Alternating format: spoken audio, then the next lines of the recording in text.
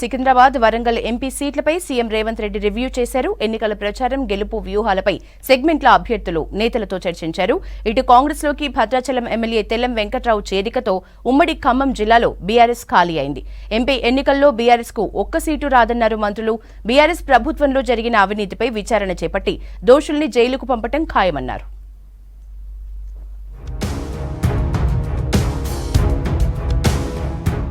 Warangal, Secunderabad parliament నియోజకవర్గ నేతలతో విడివిడిగా సమావేశమయ్యారు సీఎం రేవంత్ రెడ్డి.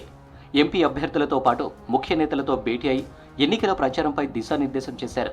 గెలుపే లక్ష్యంగా పనిచేయాలని సూచించారు రేవంత్. నియోజకవర్గంలోని నేతలతో సమన్వయం చేసుకోవాలని సూచించారు. సికింద్రాబాద్ నుంచి కాంగ్రెస్ అభ్యర్థి దానం నాగేందర్, మేయర్ విజయలక్ష్మి, ఫిరోజ్ ఖాన్ సహా ముఖ్య నేతలు పాల్గొన్నారు. ఇటు వరంగల్ జిల్లా మంత్రి కొండ సురేఖ, కడియం కావ్య, ఎమ్మెల్యేలు, ముఖ్య నేతలు సమావేశానికి హాజరయ్యారు.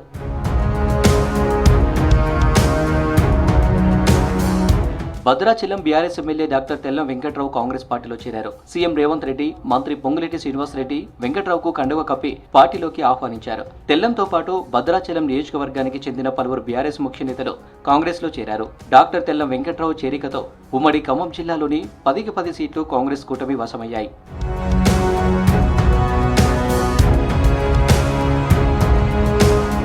తనపై ఏ కేసు మీద పడుతుందోనన్న భయంతోనే కేసీఆర్ పొలంబాట పట్టారని విమర్శించారు మంత్రి కోమటిరెడ్డి వెంకటరెడ్డి.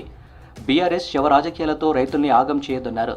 పంటలు ఎండిపోయిన రైతులకు పరిహారం ఇస్తామన్నారు. ఎంపీ ఎన్నికల్లో బీఆర్ఎస్ కు ఒక్క సీటు రాదన్నారు కోమటిరెడ్డి. బీఆర్ఎస్ ప్రభుత్వంలో జరిగిన అవినీతిపై విచారణ చేపట్టి దోషుల్ని జైలుకు పంపడం ఖాయమన్నారు.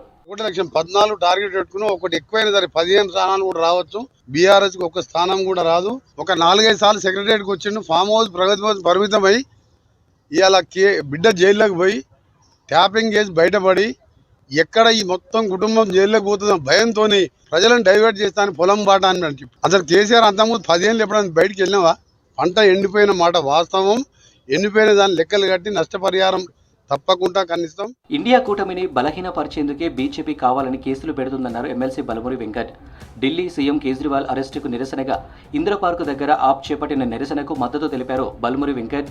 ఈడీ, ఐటీ, సిబిఐ, ఎలక్షన్ కమిషన్లను బీజేపీ వాడుకుంటుందని ఆరోపించారు. ఈరోజు బీజేపీ పార్టీ ఉద్దేశపూర్వకంగా అరవింద్ కేజ్రీవాల్ గారిని డైరెక్ట్గా నేరుగా ఎదుర్కోలేక ఇండియా కూటమిని దెబ్బతీయాలని చెప్పని ఏదైతే ఉద్దేశపూర్వకంగా ఇండియా కూటమిలో ఉన్న నాయకులని అక్రమ అరెస్టు చేసి కేసులు పెట్టడం జరుగుతుంది. ఎన్ని అరాచక పాలన చేసినా ఏ రకంగా మీ సంస్థను ఏదైతే ఈడీ కానీ, ఇన్కమ్ ట్యాక్స్ కానీ, ఎలక్షన్ కమిషన్ కానీ వారి యొక్క స్వార్థం కోసం బీజేపీ పార్టీ వాడుకున్నా కానీ ప్రజలు ఇవన్నింటినీ గమనిస్తారు. ఎలక్టోరల్ బాండ్ పాలసీ ప్రపంచ చరిత్రలోనే అతిపెద్ద అవినీతిగా అభిప్రాయపడ్డారు టీపీసీసీ ఎన్ఆర్ఐ సెల్ కన్వీనర్ గంప వేణుగోపాల్. లండన్లో టీపీసీసీ ఎన్ఆర్ఐ సెల్ ఆధ్వర్యంలో లండన్ ప్రజా దీవెన సభ పేరుతో ఎన్నికల ప్రచార కార్యక్రమం నిర్వహించారు.